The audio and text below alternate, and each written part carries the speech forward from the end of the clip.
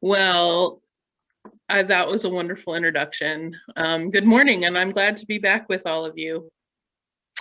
Today is the first Sunday rather, of Pride Month, a month that honors an event called the Stonewall Uprising, which was a riot at the Stonewall Inn on Christopher Street in New York City in 1969.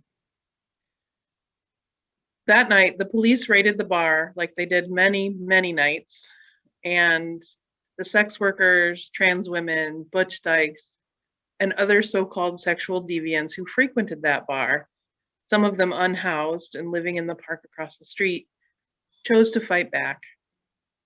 Dr. Martin Luther King Jr. told us that a riot is the language of the unheard.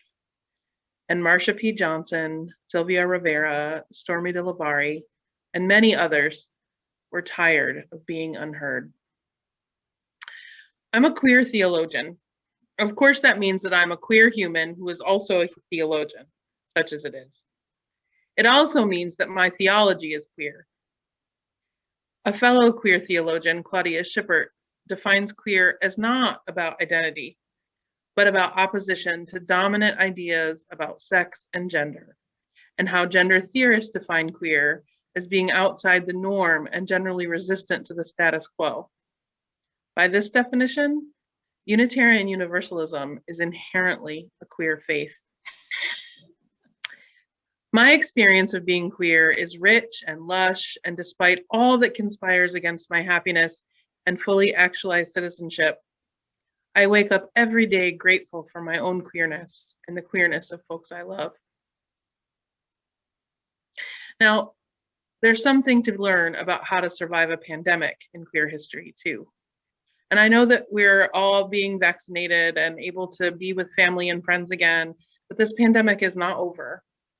So I think these lessons are still valuable.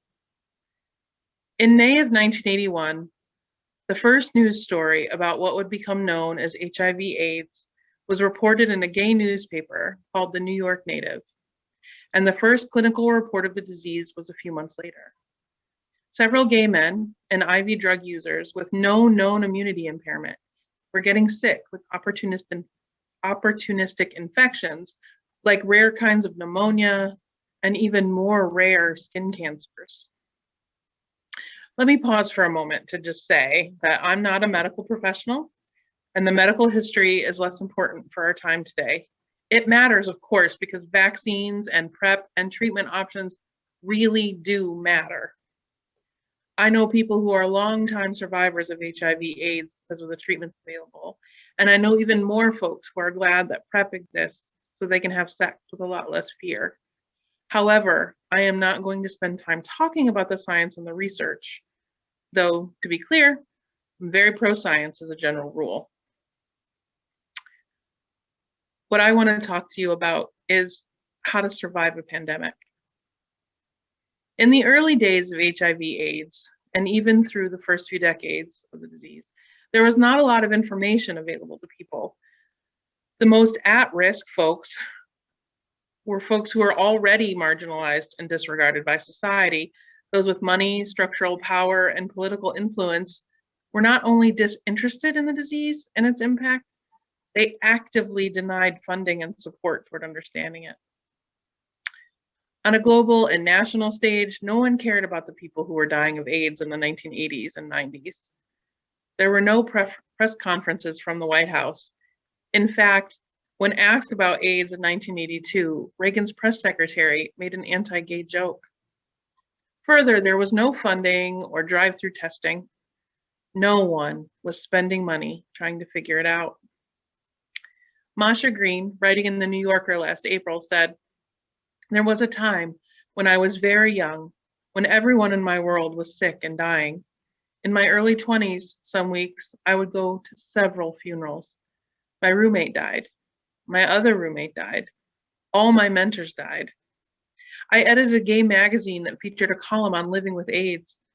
Columnist died. I had to find a replacement who would also die. I could not imagine that any of this was happening. I could not imagine that the government and so many others didn't realize it was happening. And I couldn't imagine that it would ever end, especially because the science told us there would never be a cure or a vaccine, end quote. Instead of those with structural power fighting the disease, the folks most impacted by the illness fought back, many of them until their last breath. There were people like Ruth Coker Burks of Arkansas, who has cared for AIDS patients for more than 30 years, staying with them in the hospital when medical staff would not, and taking care of their funerals when their families would not. Playwright and novelist Larry Kramer, who co-founded the Gay Men's Health Crisis and the AIDS Coalition to Unleash Power for Power, famously said in 1983, "Unless we fight for our lives, we will die." Kramer was a radical, and he led and inspired bold-faced activism like taking over the New York Stock Exchange to protest the cost of HIV medication. And that protest worked, by the way. The next day or the following week, Burroughs Wellcome lowered the annual cost of AZT, the primary HIV/AIDS drug at the time, by nearly half of the original $10,000. In Kramer's play, The Normal Heart, one of the characters' bodies is tossed out with the trash at the hospital where he died from AIDS-related complications. That moment in the play came to mind earlier in our current pandemic when I saw images of bodies piled up on a loading dock outside of a New York hospital. During the AIDS crisis, the government was cruelly slow to respond. The first time President Reagan mentioned AIDS publicly was in 1987. 1987. I have, lost nearly an entire generation of queer elders to HIV/AIDS. The magnitude of loss sits heavy in my body, creating enough pressure behind my eyes to make my eyelid twitch and my vision get a little cloudy. I was young in the 1980s, too young perhaps to know what I was losing. I was not self-aware enough then to know that the strangeness I felt was queerness getting ready to bloom. Or maybe it was preparing to explode larger than life itself into a rainbow cloud of struggle and survival and brilliance. How do we survive a pandemic? We survive a pandemic by making art. The art made by Keith Haring and Peter Hujar, by Robert Mapplethorpe and Felix Gonzalez Torres are iconic images of joy and love and sex and death, as well as unmistakable queerness. Gonzalez Torres' installation Untitled, Portrait of Ross in LA, was just a pile of individually wrapped candies, matching the weight of his partner Ross Laycock when he was diagnosed with AIDS. Viewers were encouraged to take pieces of candy as they viewed the installation, symbolizing Laycock's progressing illness and weight loss. We survive a pandemic by writing it down. The books, poems, and plays by Larry Kramer, Tony Kushner, Essex Hemphill, and many, many others tell the stories lost to illness and indifference. There are stories about despair and the anguish of lost love. There are stories of triumph and survival and loving one another. We survive a pandemic by caring for one another, like Roger McFarlane, who started the first AIDS crisis hotline on his home telephone, and it became one of the most important tools to share accurate information about HIV and AIDS in the first decade of the pandemic. The love that queers showed for each other during the AIDS crisis was nothing new. That love and care had been present for decades. It was the love that kept us safer when our bars were raided. It was the love that gave us clever secrets to share with each other so we would know our community. And it remains the love that dares to speak its name when the risk of doing so is a matter of life and death. It was that communal love that made surviving possible, that built the foundation for all the other ways we survived. Love is the answer, no matter the question. We survive a pandemic by looking at ways to reduce harm, not forbid fun and joy. AIDS activists wrote booklets about having sex without fear, provided condoms and needle exchanges. These efforts at reducing harm continue today, and they are still saving lives. without shame. We survive a pandemic by creating a new world, a more just world, a more equitable world. We survive by learning new ways to be human. It's not an accident that the word queer became a positive identity word for LGBT folks around 1990, when the AIDS crisis was in full swing and thousands of folks were dying from the illness and its complications. We survived a pandemic because we did not ignore our grief or try to hide it away. Our grief was personal and collective, and we let it out. In 1986, queer activist Cleve Jones and others created the Names Project AIDS Memorial Quilt, which still travels the country honoring the dead. In the year 2000, I traveled to DC for the Millennium March on Washington for LGBT rights. I have a visceral memory of coming out of the metro station onto the mall and seeing the quilt laid out on the grass for acres and acres. The tears were as unstoppable as they were unexpected. I wandered among those panels for several hours, pausing and weeping as I did so. I don't remember the march exactly, but I remember that quilt. The display of communal grief, the love evident in those squares, in each stitch, the way we showed up for the people we lost, repeated in row after row of memorial. I still get that tight feeling in my chest when I think about it. I don't like that feeling of sorrow, and I imagine I'm not alone. That feeling, though, will continue to cycle back around, and if we attempt to ignore it or rush it along, it will just grow stronger and more persistent, because grief must be tended to. Grief must be tended to. And as queers begin to fight the AIDS crisis, the quilt became one of the ways we tended to our grief. It is not tucked away. It is unfurled like a flag of many colors or a lush and carefully planted garden to be seen and felt and honored. The quilt is a tangible manifestation of lament for the generation of queers we have lost. The quilt is an opportunity to do something with our grief so that we may tend to it.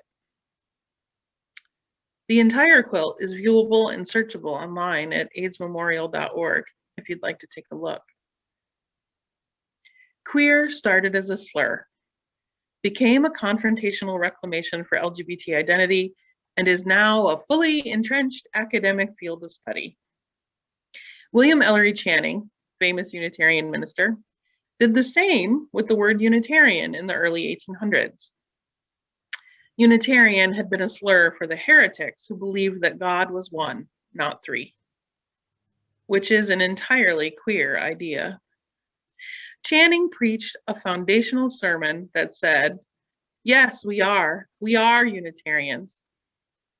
I'm paraphrasing, of course. Queer folks claimed the word, like Channing claimed the word Unitarian, and came out in droves as staunch activists because of the AIDS crisis.